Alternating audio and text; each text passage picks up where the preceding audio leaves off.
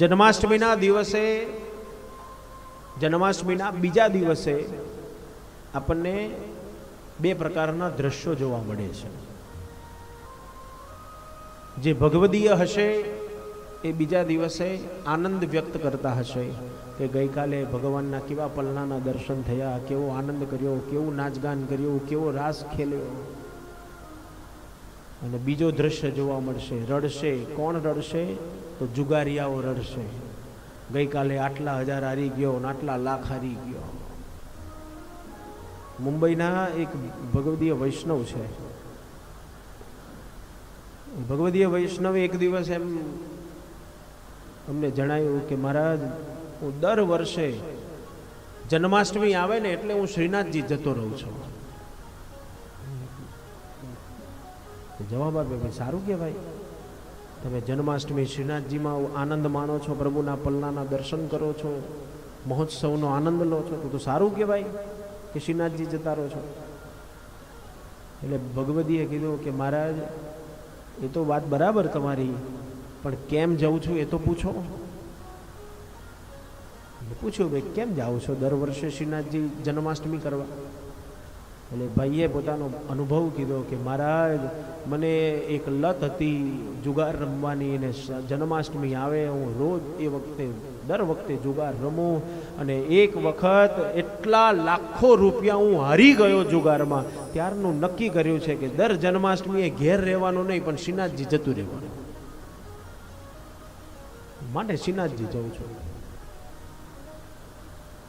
ભગવદીઓ એ આનંદમાં આનંદ વ્યક્ત કરે છે ને દુર્જની દુઃખી થાય છે. સુખદેવજી વર્ણન કરે, રાજા, શ્રાવણ માસ, કૃષ્ણ પક્ષ, અષ્ટમી તિથિ, મધ્યરાત્રિ, અભિજીત મુહૂર્ત. ભક્તિનો રંગ આપણને બધાને લાગે છે. એ દિવસે તો આપણને બધાને ભક્તિનો રંગ લાગે છે ને. બોલો, કોઈ તમને આમંત્રણ આપવા આવે છે કે રાતે મંદિરમાં આવજો એમ? બોલાવે કે ના બોલાવે, પણ આપણે સામે ચાલીને મંદિર દર્શન કરવા પહોંચી જઈએ, નંદ મહોત્સવનો આનંદ લેવા પહોંચી જઈએ, નાચગાન કરવા પહોંચી જઈએ, પ્રભુને પલ્લામાં ઝૂલતા જોવા માટે પહોંચી જઈએ. કારણ હૃદયમાં ભક્તિ જાગૃત થાય છે. ઘરવાળા ના પાડે રહેવા દો, નથી જવું તોય ભલે તમારે આવવું હોય તો આવો, ના આવવું તોય ના આવો, હું તો જવાની. આપણે નીકળી જઈએ છીએ, આપણે મંદિર જતા રહીએ છીએ. કારણ એ આહલાદ, આનંદ, એ પ્રેમ આપનાર કૃષ્ણનું પ્રાગટ્ય છે. સુખદેવજી વર્ણન કરે, રાજા, શ્રાવણ માસ, કૃષ્ણ પક્ષ, અષ્ટમી તિથિ, મધ્યરાત્રિ, અભિજીત મુહૂર્ત, પ્રભુને પ્રાગટ્ય કરવાનો સમય નજીક આવ્યો. દેવતાઓ ભગવાનના દર્શન કરવા માટે તત્પર બન્યા છે. દેવકી માં શંખ ચક્ર ગદા પદ્મ ધારણ કરેલા ભગવાનના દર્શન થયા. પીળા પીતાંબર ધારણ કરેલા છે, આંખો ખુલ્લી છે. ચતુર્ભુજ રૂપ ભગવાને ધારણ કર્યું છે. દેવકી માને ચતુર્ભુજ રૂપના દર્શન કરાવ્યા.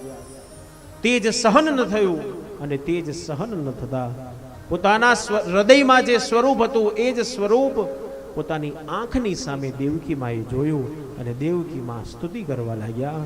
તમદભૂતમ બાલક રૂપ જે ક્ષણમ ચતુર્ભુજમ શંખ ગદાયુધાયુધમ શ્રીવક્ષ લક્ષ ગલકૌસ્તુભ શ્રિયમ પીતાંબરમ શાંદ્રપયોજ સૌભગમ. ભગવાન અદ્ભુત રૂપ છે.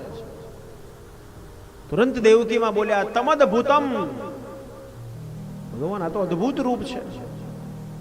શંખ ચક્ર ગદા પદ્મ ધારણ કર્યા છે, પીળા પીતાંબર ધારણ કર્યા છે, આંખો ખુલ્લી છે, ચારે તરફ ભગવાન નજર ફેરવી રહ્યા છો. મારે તો બાળક જોઈએ, મારે તો બ્રહ્મ ન જોઈએ.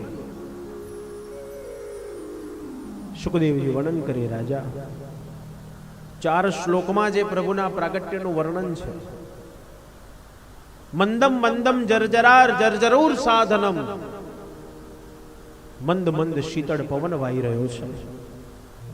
આજે આખું વાતાવરણ સ્વચ્છ બની ગયું. ઋતુ વગરના ફૂલ ખીલવા લાગ્યા, ઋતુ વગરના ફળ ખીલવા લાગ્યા. આજે આકાશ સ્વચ્છ બની ગયું. નદ્યઃ પ્રસન્ન શરીરા. શ્રી યમુનાજી નવડાના રૂપમાં ગયા છે.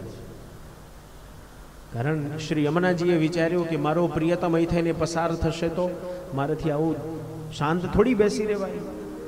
તેથી શ્રી યમુનાજી નવડાના રૂપમાં બંને કાંઠે વહી રહ્યા છે. આજે આકાશ સ્વચ્છ બની ગયું.